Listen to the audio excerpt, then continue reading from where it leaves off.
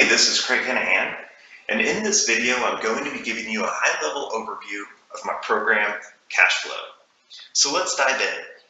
I already have the program open, and as you can see, there are four main sections: Plan, Record, Dashboard, and Analyze.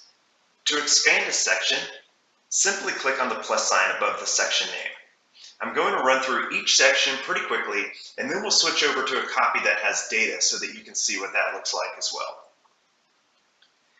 I just expanded the plan section.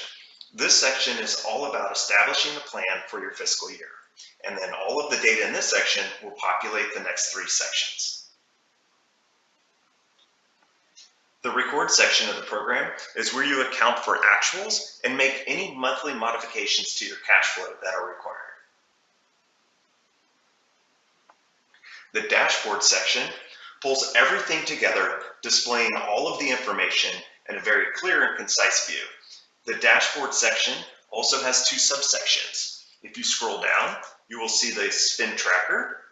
This is where you can create a budget and record all individual transactions if you choose to. To view the second subsection within the dashboard view, you have to click on the plus sign next to row number 1, and then simply scroll up to reveal the spend scorecard.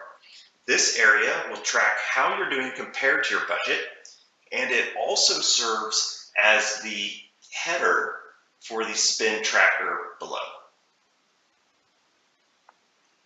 The final section is the Analyze section, and this is where an expense breakdown in the form of a pie chart will be displayed. Okay, let's jump over and see how the program looks with data, and we'll demonstrate some of the functionality.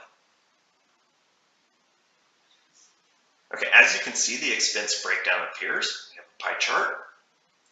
And within the plan section, all of the income and expenses have been populated.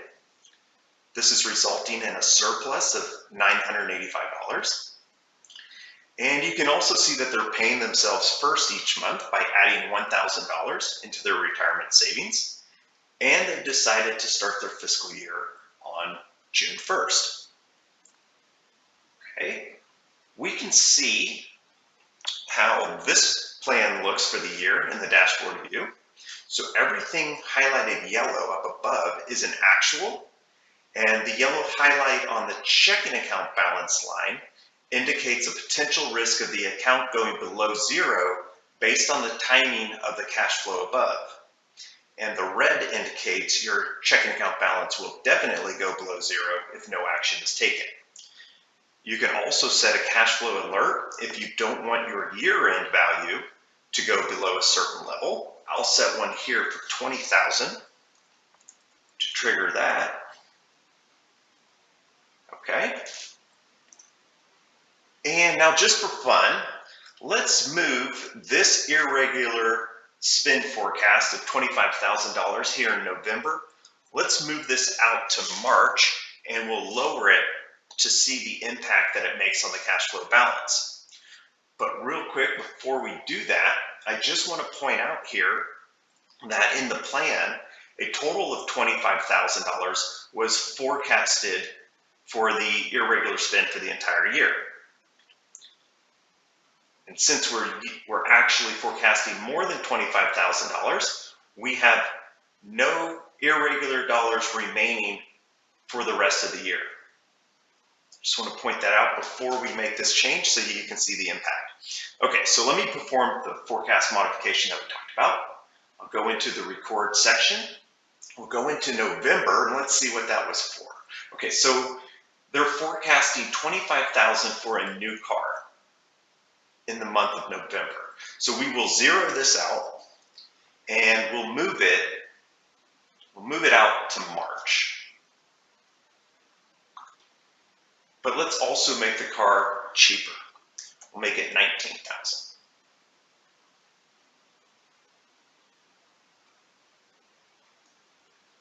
Okay, you can see that by making those changes, we've alleviated all of the concerns that we had. We have no yellow and red indicators. And we also have irregular dollars remaining to be forecasted into the future. So 5,258 now appears here. Okay, so what would happen if we made the car 50,000? Let's see what that would do. So again, I'll go back in. We know it's now forecasted in March, but we're going to make the car a little bit more expensive. Set it to 50,000, and let's see what happens there. Okay, so as you can see, the year-end cash flow value is now below zero, and so is our checking account balance. It went below zero. Okay, so one last thing that I want to show you is the spend scorecard.